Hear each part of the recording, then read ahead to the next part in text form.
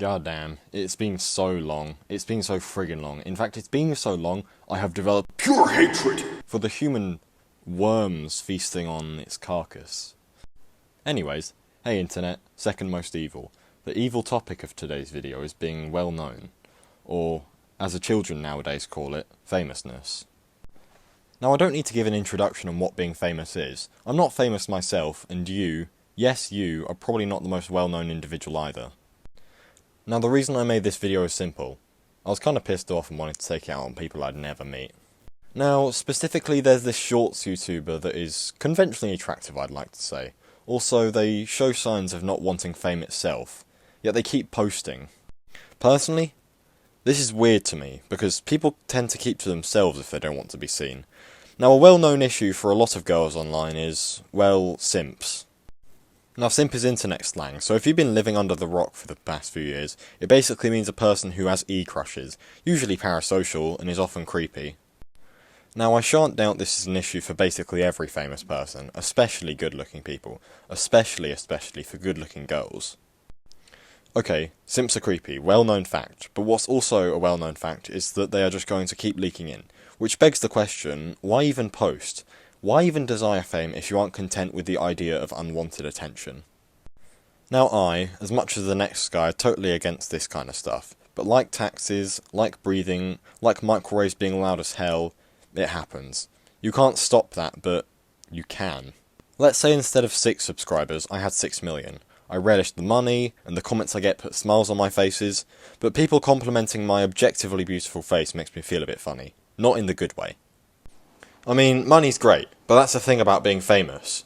You get money, but the catch is you don't accidentally become famous. It's just not possible. It's a well-known fact that every aspiring YouTuber, like the anonymous gentleman that I'm referring to, desires fame. But fame isn't something that can be served to the average homo sapien like you and myself.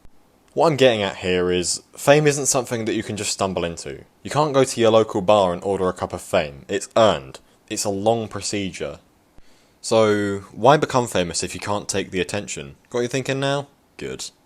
Another thing about it, more on the fanbase kind of side, is the fact that they get so damn defensive. Say something that disagrees or degrades said YouTuber, and they act like you've just breached their First Amendment. With your Second Amendment. YouTubers are not cult leaders, and their subscribers are definitely not cultists. So why be so bummed out if someone thinks that their content is kinda pants? It's not for everyone, so why even bother? But you know, that's all I have to say about that one fellow.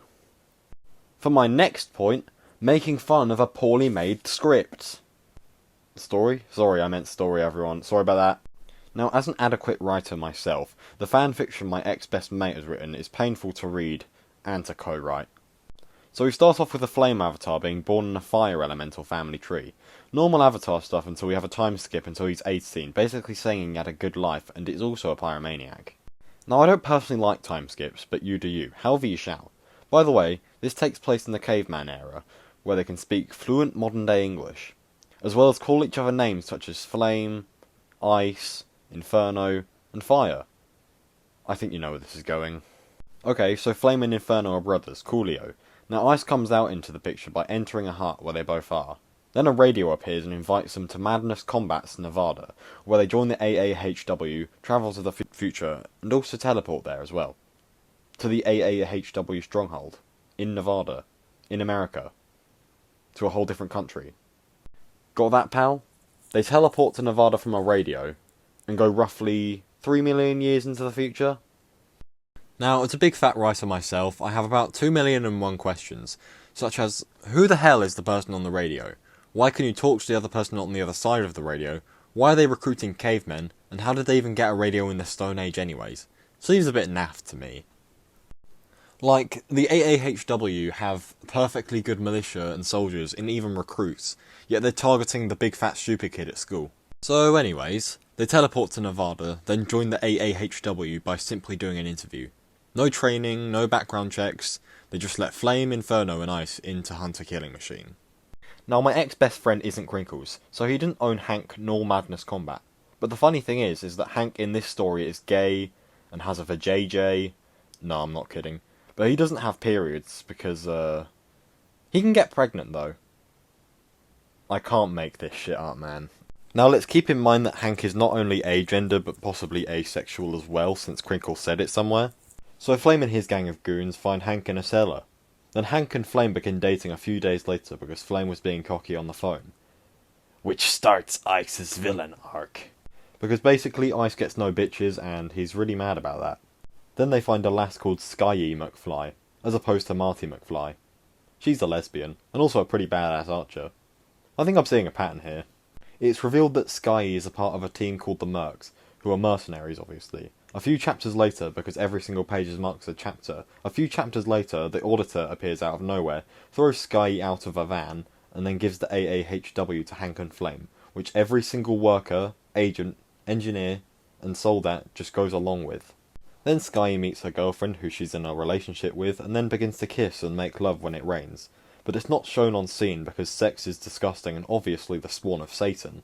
So anyways, Night V, Sky's GF, is introduced by a war between the NNPRA, National Nevadian Protection Republic Agency, which was previously the AAHW, versus the Mercs, ran by Ice because he didn't really like the idea of Flame and Hank hugging. Basically, no bitches guy runs a war against Hank and Flame because they hugged. So Flame and Ice have a totally badass fight scene with Flame being cool and losing only by an inch because he spared Ice, only for Ice to backstab him, only to be saved by a mute freak called Night V. Look, you can kind of latch on that this is some kid's fantasy. It's like Man Spider, or whatever that show's called. Now that that conversation's over, let's talk about something cool on the big kids table. Cool. We've complained about my enemy, a shorts YouTuber, now someone else. Let's call him Dr. O. Dr. O is honestly a baddie. I'm talking you think she's fit and all your mates think she's clapped kind of baddie. So a few months after Dr. O and I have been matey boys, I ask O out. O says no. By the way, I'm at my ex-best mate's house and he pressures me to ask her out, and is uncomfortable when I'm upset about the rejection. Okay, no issue. A bit sad, but it won't be forever. Hey bro, tick-tock, tick-tock. Oh my god, Frank, I have such bad news. What is it, Doc?